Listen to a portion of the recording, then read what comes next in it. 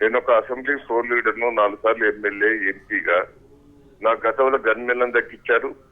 ఇప్పుడు ఎస్కాట్ కూడా గతంలో తీసేసి మళ్ళీ రిప్రజెంటేషన్ చేస్తే మళ్ళీ గన్మెన్ మీకు ఎస్కాట్ అవసరం అని మళ్ళీ నాకు ఇచ్చారు. మళ్ళీ ఈ 5-6 రోజుల నుంచి నా మీద కక్ష సాధింపు ఎందుకు చేస్తున్నారో అర్థమైతలేదు. ఆల్రెడీ ఎస్కాట్ తొలగించారు, గన్మెన్లను తగ్గించారు. ఇది అదే టిఆర్ఎస్ పార్టీలో చాలా మందికి ఎస్కాట్లు ఇచ్చారు, గన్మెన్లను పెంచారు, అన్ని తీర్ల పెంచారు. అవన్నీ కూడా వివరాలు నా దగ్గర ఉన్నాయి. నేను అవసరమైతే ప్రభుత్వం దృష్టికి, అధికారుల దృష్టికి తీసుకొస్తా. వాళ్ళు సరైన రీతిలో స్పందించకపోతే పోర్ట్ చేద్దాం అనేది నా ఆలోచన. నేను నా మీద 3-4 సార్లు నా మీద దాడి చేశారు. నేను బాంబు బ్లాస్టింగ్ నుంచి కూడా చాలా సార్లు బయటపడ్డాను. నేను అన్ని తీర్ల థ్రెట్ ఉన్నా, రాజకీయంగా థ్రెట్ ఉన్నా, అన్ని తీర్ల థ్రెట్ ఉన్నా. రాజకీయం కూడా నన్ను చంపేందుకు చాలా మంది ప్రయత్నం చేశారు. ఇవన్నీ కూడా కోణాల లోపట్నే నాకు 20 ఏళ్ల బట్టి ఎస్కాట్ ఉన్నది, గన్మెన్ ఉన్నది, బుల్లెట్ ప్రూఫ్ కార్డు ఉన్నది.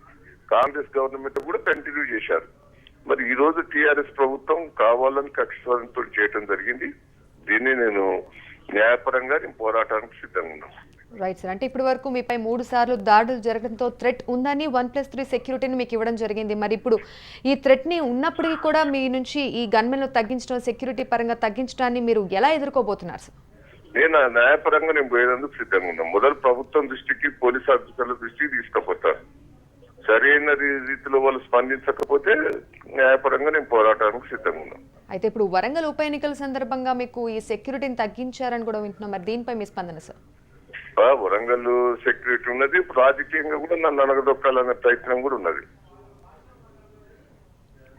రైట్. అంటే మీరు ఎవరిపైన అంటే ఇండైరెక్ట్ గా ఎవరు మీ పైన ఇలా చేస్తున్నట్టు అనుకోవచ్చు? ప్రభుత్వమే. ఎవరిని టార్గెట్ చేస్తూ ప్రభుత్వమే చేస్తున్నది ఇదంతా. Right sir. మరి ఎన్కౌంటర్లను నేను తప్పుగా చిత్రీకరించినందుకు చేస్తున్నారా, రాజకీయంగా రాజకీయంగా నన్ను అనగదొక్కేదని చేస్తున్నారా, ఎందుకు అర్థమైతలేదు. అన్ని కోణాలలో వాళ్ళు నన్ను చేయాలనేదే ఆలోచన. Right sir. Thank you.